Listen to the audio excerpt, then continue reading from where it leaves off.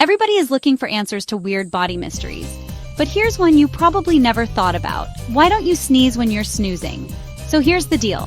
When you're asleep, your brain goes into chill mode. It actually shuts down the part that handles the sneeze reflex. That means, even if dust or a tickle tries to sneak up your nose, your body ignores it until you wake up. It's like your brain puts up a do not disturb sign just for sneezes. Scientists think this helps you rest better, since waking up to sneeze all night would be super annoying. So next time you feel a sneeze coming on at bedtime, remember, your brain's got your back. No sneezes allowed while you're dreaming. Cool, right? Hit like if you learned something new and follow for more weird science facts.